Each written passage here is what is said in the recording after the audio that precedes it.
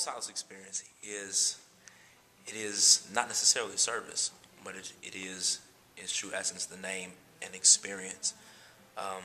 True deliverance, spiritual impartation, access to new spiritual worlds cannot be obtained without positioning. And the Paul and Silas experience is, in essence, a positioning service for individuals to be delivered, have spiritual impartation, and be elevated to a whole new world that eyes have never seen, ears never heard. It's to bring light to what the older saints used to call all-night prayer, but it's more so a modern version, more so a version that can relate to young people all over the country and possibly all over the world.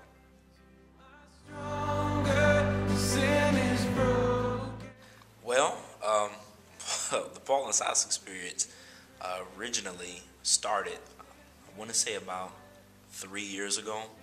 Our young people's staff back home, Christchurch Apostolic, shout out to all my peculiar people,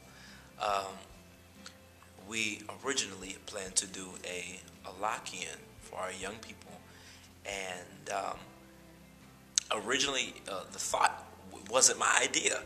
It wasn't my idea when it first started out. But we got on staff. We, really wanted to help in whatever capacity that we could. And it developed, the position that I was in developed into more so of a leadership position. And during that time, myself, Sister Alicia Weiss, Clarissa Higgins, Sister Shakari Robinson, we were the core group of people that really established that lock-in. One night I was on the phone with Alicia, and we were trying to figure out what we were going to do during that night. And I was really praying and really asking the Lord what we were going to call this thing. And I was searching the scripture, and I came across Acts 16:25, and at midnight Paul and Silas prayed and sang praise unto God.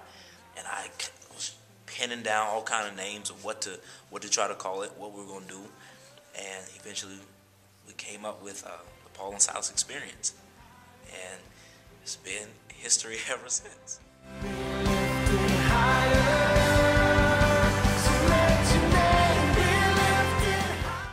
Well, the scripture says in that midnight Paul and Silas prayed and sang praises unto God.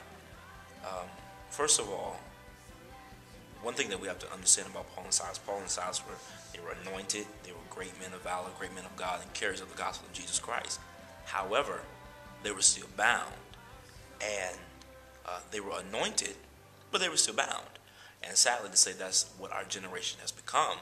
We've become a group of individuals that are anointed, but yet still bound.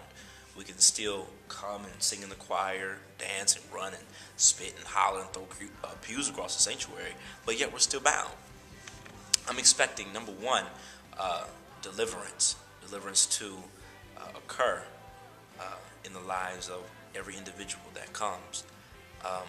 Also, to get a spiritual impartation, there's going to be teaching as far as prayer and intercession is concerned.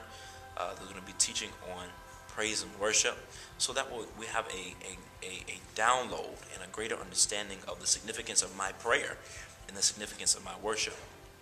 So I'm expecting men and women, boys and girls to be delivered, healed, saved, set free, for us to have a greater understanding of the power of our prayer and the power of our worship. And I'm just really expecting something that Elder Thomas called a God move.